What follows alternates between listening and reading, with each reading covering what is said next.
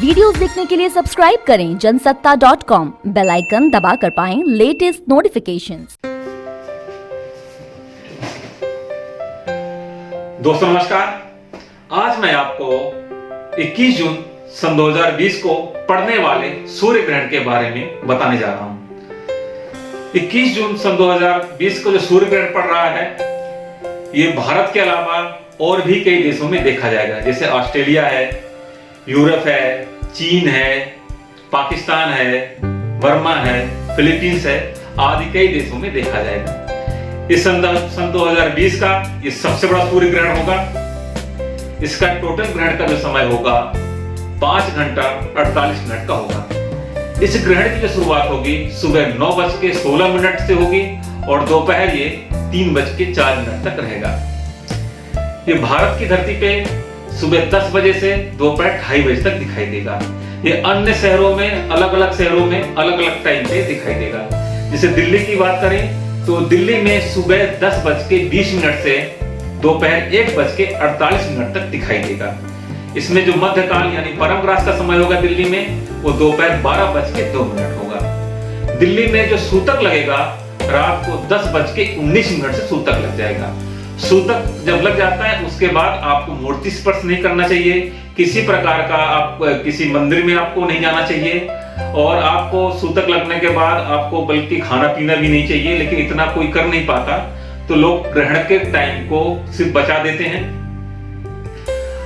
जब ग्रहण पड़ रहा हो उस टाइम पे आपको कुछ भी नहीं खाना पीना चाहिए, बल्कि ग्रहण के टाइम में जो भी अन्न है, बना हुआ पकवान है, उसको नहीं रखना चाहिए। उस टाइम पे कुछ बनाना भी नहीं चाहिए। अगर आपका कुछ बना हुआ सामान या खाना कुछ रखा हुआ है तो उस पे आप कुश या तुलसी डाल दें। बाकी सूखा सामान है आपका, उसमें आपको कुश या तुलसी डालने की आवश्यकता नहीं है। तो ग्रहण के टाइम में जो बालक, वृद्ध और रोगी हैं, उनको किसी प्रकार का कोई रोग नहीं है।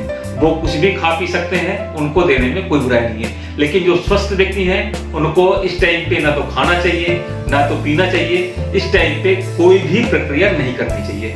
इस टाइम पे आपको खूब पूजा पाठ और हवन इत्यादि करना चाहिए। इससे आपको विशेष पुण्य की, विशेष लाभ की प्राप्ति, विशेष प्रकार से आपको लाभ होगा। ग्रहण काल में जो भी मंत्र का जाप किया जाता है वो कई गुना उसका असर होता है और वो ग्रहण काल में जो मंत्रों का जाप किया जाता है वो मंत्र सिद्ध हो जाते हैं। तो दोस्तों अब आपको मैं बताने जा रहा हूं कि इसमें 12 राशियों पे इस सूर्य ग्रहण का क्या असर रहेगा। सबसे पहले बात करते हैं मेष, सिंह, कन्या, मकर और मीन राशि। इन राशि वालों के लिए ये सूर्य ग्रहण बहुत अच्छा रहेगा। आपके लिए बहुत कुछ लाएगा।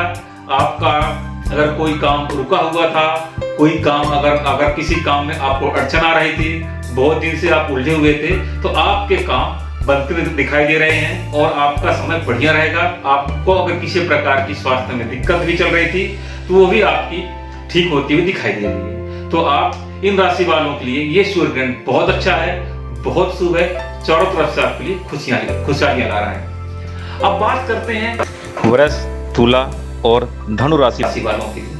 तो वालों के लिए ये सामान्य रहेगा। आपका जैसा पहले चल रहा था उसी तरह अभी भी चलेगा और आपका ना तो बहुत कोई नुकसान दिख रहा है ना तो कोई बहुत ज्यादा फायदा दिख रहा है। अब बात करते हैं मिथुन, कर्क, वृश्चिक और कुंभ राशि वालों की। इन राशि वालों के लिए ये सूर्य ग्रहण बहुत ही खराब है। ये आपके लिए हर प्रकार से नेगेटिव है। आपको मानसिक, शारीरिक, आर्थिक हर प्रकार से आपके लिए ये अच्छा नहीं है। तो कृपया आप सावधानी से रहें।